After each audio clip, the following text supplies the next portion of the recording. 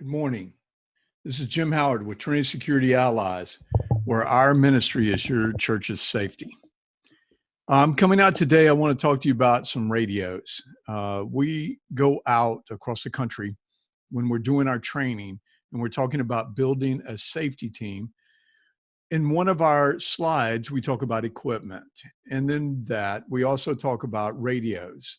And so we've kind of in the past just placed up a screen that says radios 10 for $139 without testing any of these radios at all. We point out Amazon has all these inexpensive radios that people can purchase.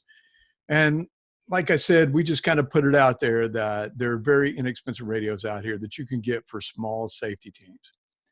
Disclaimer for this video and for this training. We're reaching out to the small churches. I will tell you right now that in a large church setting, these radios probably wouldn't work because of the size of the building or different things like that. But as far as small churches, 500 or less, I'm going to show you two radios today that are pretty impressive. Now, we also kind of like send everybody out to Amazon to go take a look at these radios. And one of the things that one of the safety team leaders came to me and said, Jim, have you ever looked on Amazon to see how many radios are out there? He goes, there's pages after pages. And he goes, what is FRS or GMRS or VOX? You know, he said by the time he got finished looking at these radios, he ended up looking like this guy right here. So there was this thing of where he wasn't, I couldn't point him directly at one because we had never tested one. So I found the opportunity, and I'll probably kind of say this the right way. God gave us the opportunity to test a couple of radios. And so we want to show you how we got to where we are and what we tested. Now, what happened originally, a friend of mine sent over a Baofeng UV5R, which is a fairly large radio, but has 5 watts. But I was talking to him about Jessica being over in school, and we were kind of kicking around the ideas of radios, and he brought in two and said, hey, try these out, see if you like them. And so we kind of looked at them, and a guy at the church that's on our safety team, John Perrone, he's a ham operator. He knows all about these radios, the inside and outside of all these different radios. And so we started talking about it, and I asked him if these UV5Rs were programmable, and he said, yes, they were. So I brought them in, he programmed them to the frequency of what we have. We use a Motorola, and it's a CLS 1110. And the thing about the Motorola's, they're nice radios. They've been very sturdy. We've used them for several years now. But the problem is they're very expensive. You can maybe sometimes get them used on eBay for $60 to $100. Brand new, they're around $100. But it's just for small churches. We felt very uncomfortable about coming in and saying, hey, go buy the Motorola's just because of the price. And to tell you the truth, there are times where I'm not really for sure whether it's the Motorola radio or whether it's the user that causes us a lot of problems. So when I was looking at this Baofeng, I just was kind of like, okay, this is kind of an interesting radio. Too big for me. The antenna's too long. It's a little bit difficult to conceal, but it was a radio alternative that we could kind of maybe recommend to some of these smaller churches. Well, John brings in a radio that we're going to look at, which is the Baofeng, the GT22. Now, he brought these in. I'm going to show them to you, but he brought them in one night on a Wednesday night at our high school and middle school services. And so one of our middle school volunteers, she's really staff with the church, one of the a big team leader, always constantly on the go, all around the place, all around the campus and different things like that. We tossed her one of these GT22s, and we told her to try it out if she needed us to call us, and we would call her every once in a while to kind of get the radio quality, see how it sounded, different things like that. And it was pretty impressive. So we had an opportunity to kind of test these out. And then right before we got ready to kind of make a decision to come out and do this presentation, to talk about this, we received a call from a guy from Klein Electric, Kyle Crave, And Kyle told us that he had a radio that he wanted to come out and show us, that he wanted to kind of promote for the churches. And so he had talked to Wendy. I went out on his website, Kyle Electric website, and I saw the radio that he was talking about. It was called the Black Box Pocket. And I took a look at it. And the only thing that concerned me was it was an expensive radio. And it was $89. And I was kind of like, I really can't, push these radios because of the cost. So I just, I contacted him, and I contacted Kyle like the following week, and I was talking to him. He said, no. He wanted to do a deal with the churches. He really wanted to work with the churches and help them out. He's a Christian. He talked about, some of the things that he could offer churches if they were interested in it. So because of that, I decided that, I would take a look at this radio. And so I'm going to give you a little bit of a demo. You can kind of overview of what we saw when we got these radios. Now, when I first got the Baofeng GT22, and I opened up the box, because like I said, this was on a Wednesday night with our high school and middle school, I noticed that there's two radios in here for right around $20. And I'm kind of thinking to myself, okay, what am I going to get? Two for 20. I'm really kind of curious in the radio world. So the first thing that I did was I took one out, and I was really surprised at the weight and how sturdy it felt. Instead of me feeling like I was going to pick up a piece of junk, man, these were pretty heavy. I was kind of impressed. They felt sturdy. I felt like if I dropped it, it wouldn't break on me. The antenna is plastic and it's short, which I did like. But when I felt it, I felt this may be the weak spot. If you dropped it right on the antenna, it might break off on you. One of the other things I kind of liked about it was that it came with its own carrying case. And so when we took a look at this carrying case, I mean, I'm kind of thinking, okay, that's not bad, because it's basically the same thing as our Motorola's has. The only difference with our Motorola's is that it does have a press on it to where you can press it to open it up, but this would fit on a normal size belt. I think this would work really well.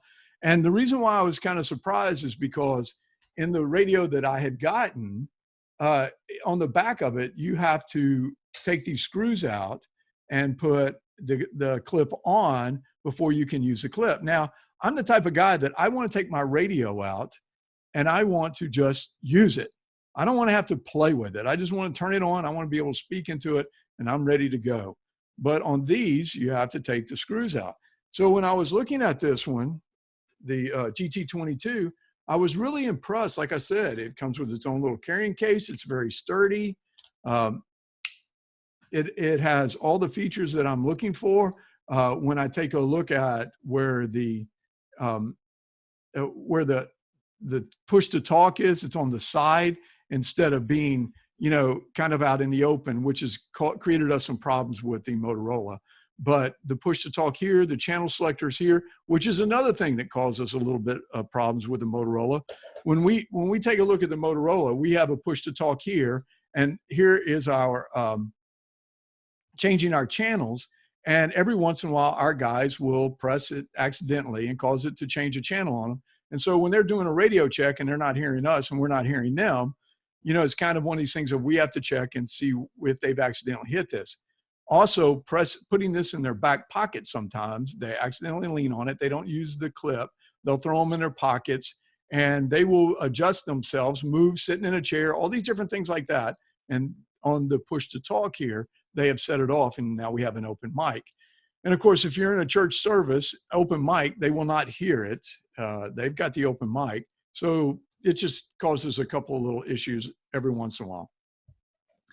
But when I got back to the G222, like I said, I was really impressed with the sturdiness of it, the size of it, about the same size as our Motorola's, a little bit bigger, but concealable, very easily concealable.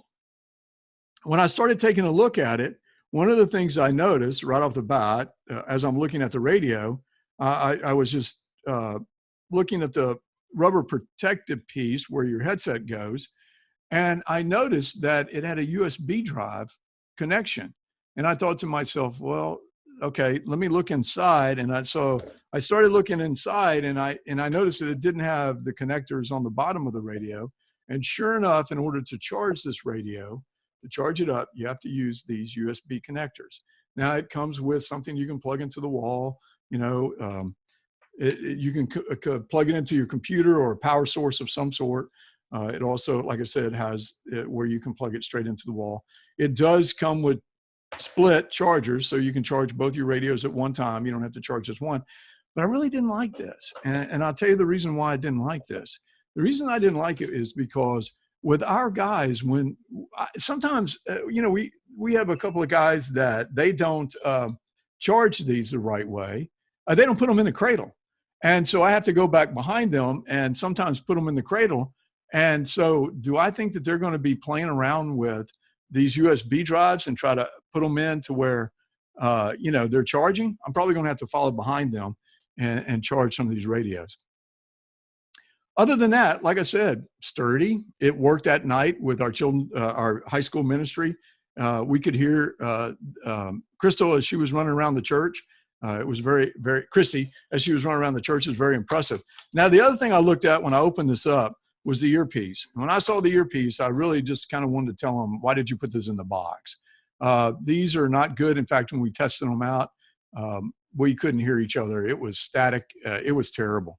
But you can go on Amazon and purchase these type of headsets all day long, or better headsets than these. I have my own little setup. I went out to Amazon and I bought the tube, what we kind of call the tube type, or they like to call them Secret Service, different things like that.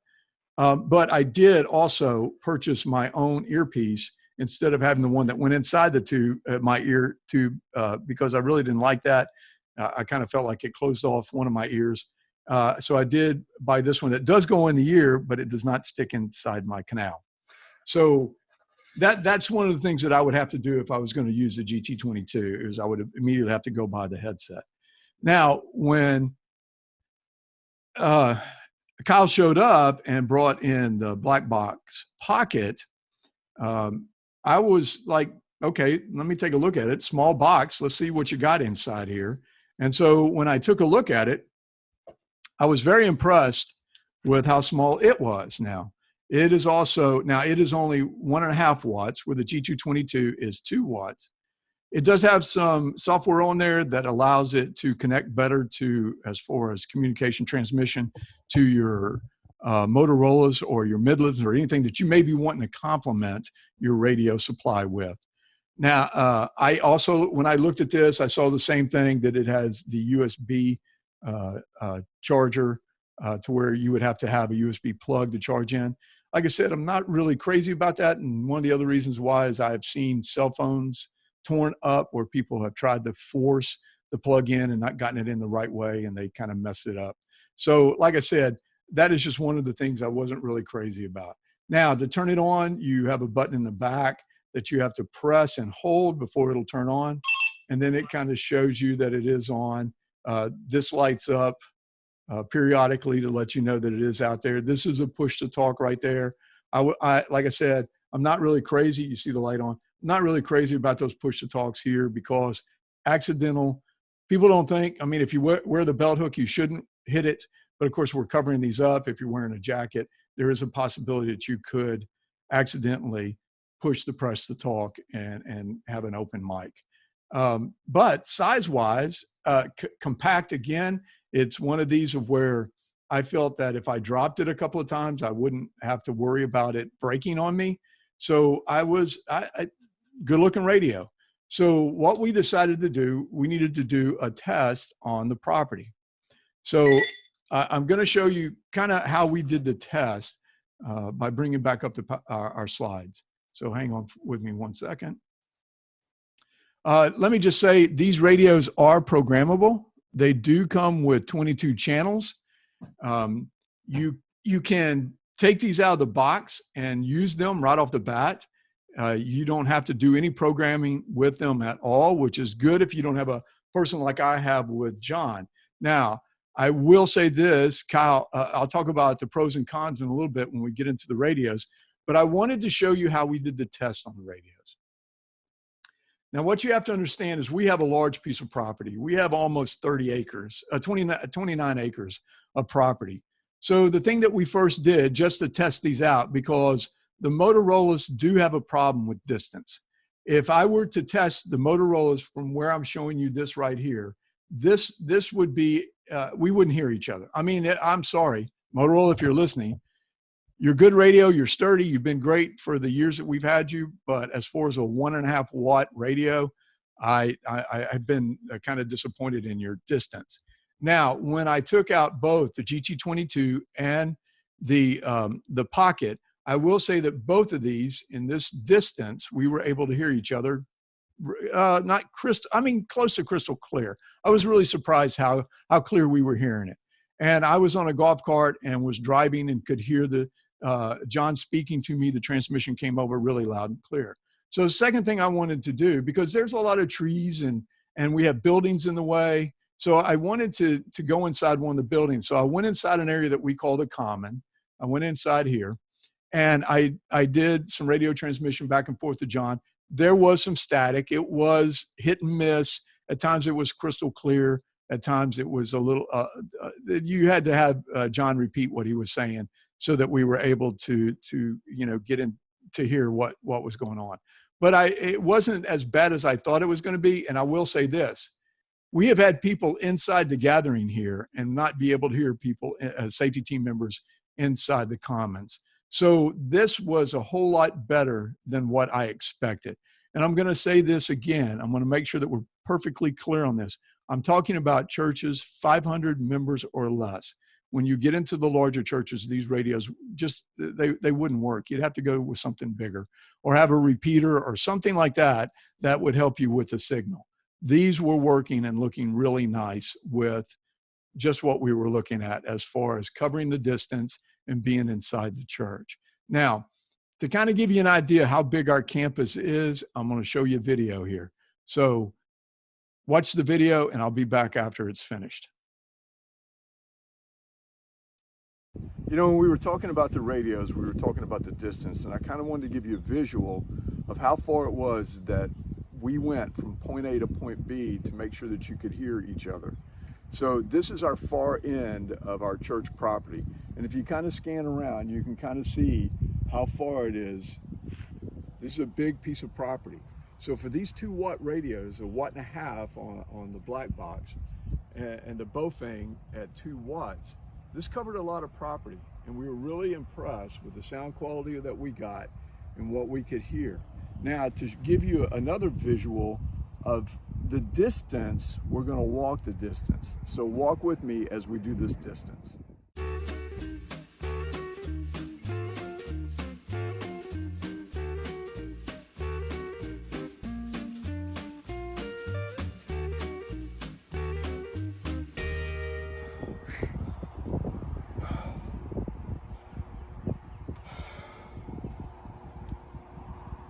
I'm right there. I'm right there. Okay, let's go. Let's finish up.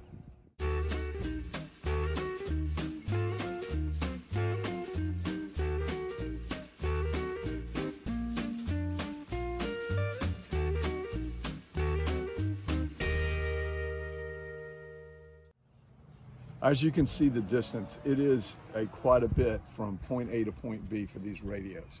So for us to hear them crystal clear where we were testing them, this is just something that really impressed me with it. And like I said, for the amount of money that we're talking about here, these are good radios for this type of environment. So let's show you some more on the radios and let's talk about it. Okay, so we tested the radios on the outside. And so now what I wanted to do is bring the radios in and test them on the inside. So how I did this test, we were inside the main building, which has our worship center, our gathering, our children's ministry. And I'm estimating it's around 17,000 square feet. That's an estimate because of the property appraisal report that I went out and looked at. It's an estimate of 17,000 square feet. Now, I went to the north end of the building in B125, and I had John go to the green room, which is where our creative arts get ready for the worship, the Sunday worships. And so inside the green room and me and B125, these radios just did not work at all. I mean, we couldn't hear each other at all. The communication was just total static. That was on both radios. That just wasn't on the Pocket at 1.5 watts. It was also in the GT22 with 2 watts.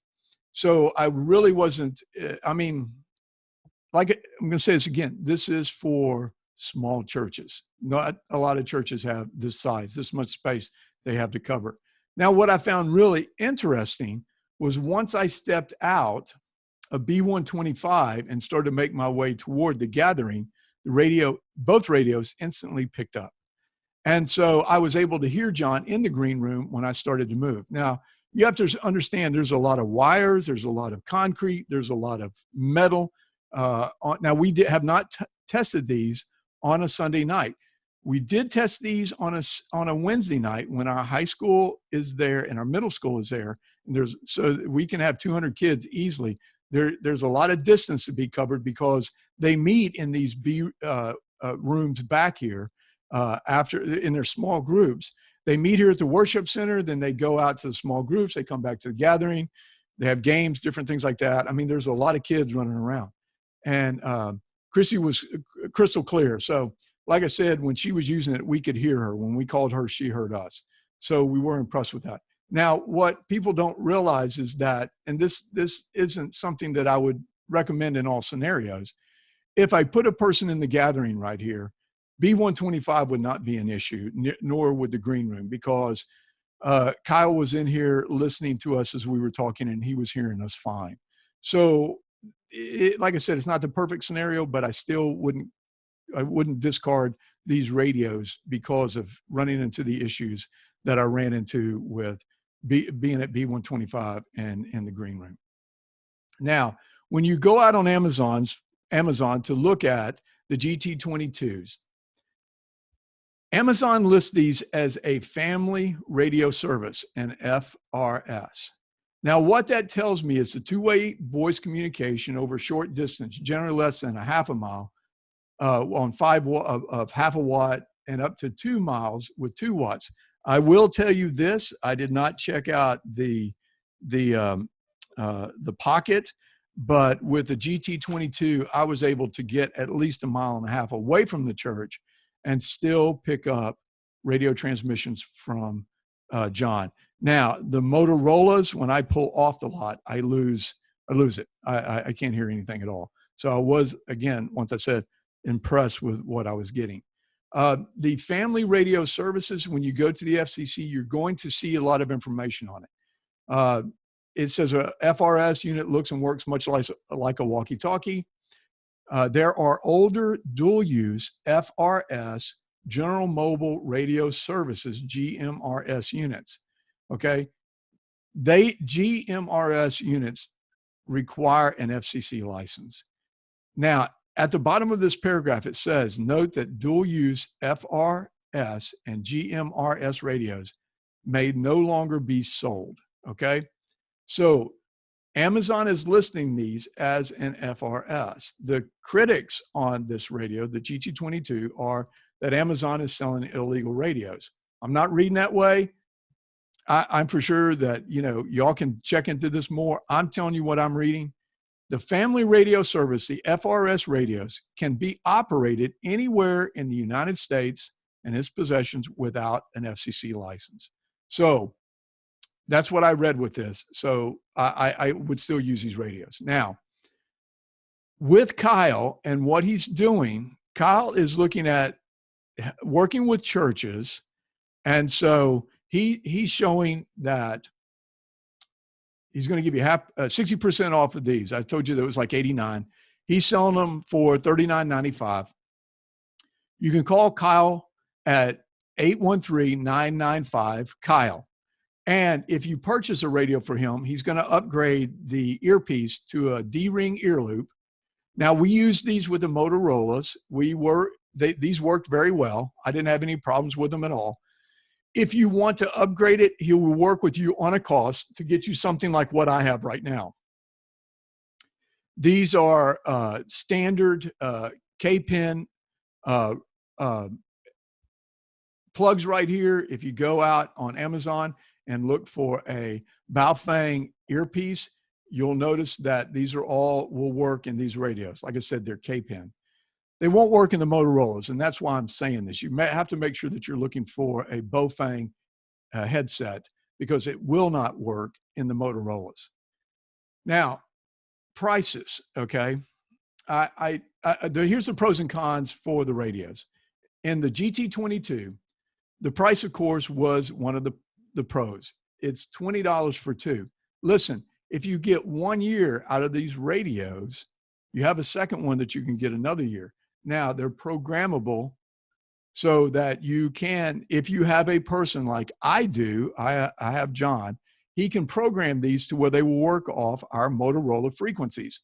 If you don't, all you got to do is take them out of the box. They have as many channels as you need that you can find one, stay on, and just these radios will work fine for you. And they like I said, they are programmable. Now, the cons, the USB charging, I'm not really crazy about. I don't like that at all. And the earpiece. And I do want to say one other thing that I kind of found a little bit of a con.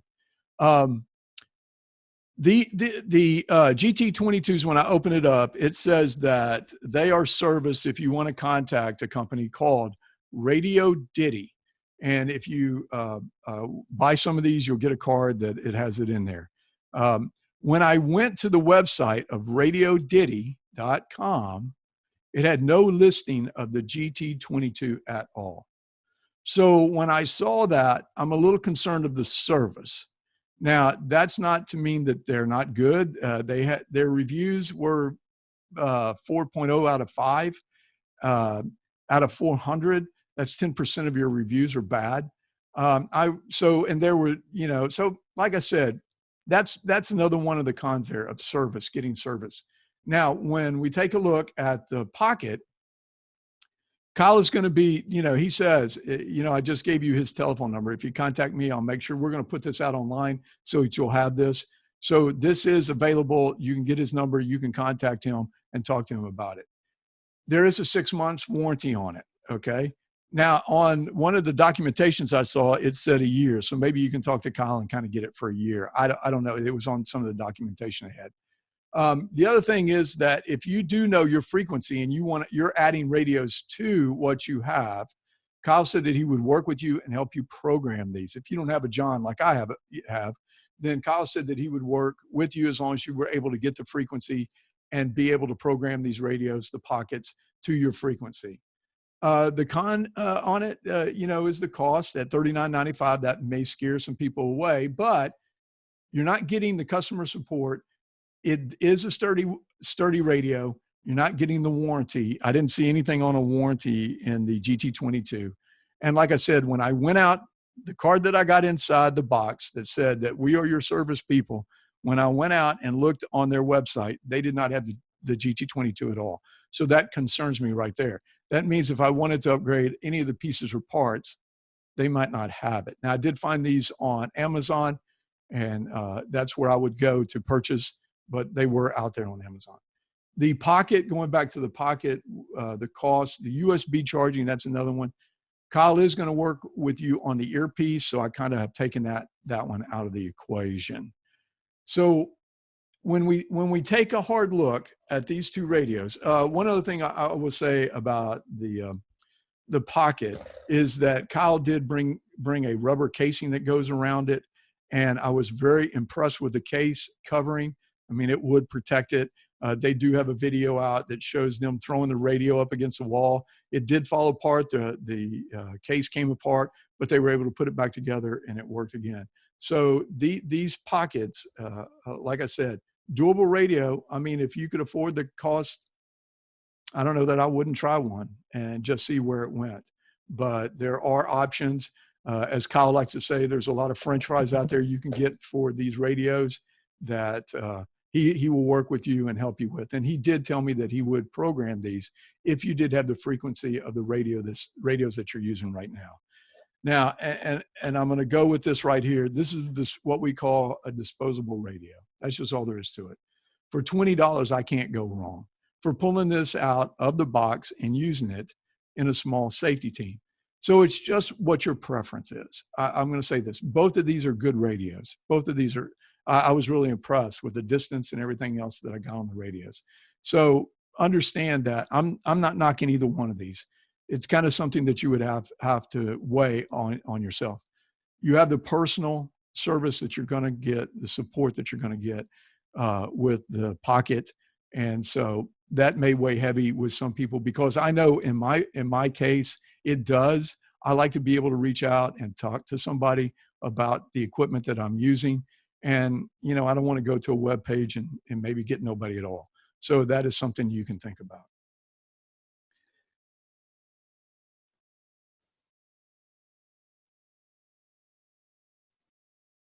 If you have any questions on these radios, if you have any questions at all on this presentation, please reach out to us. If you get an email from me, you have my telephone number.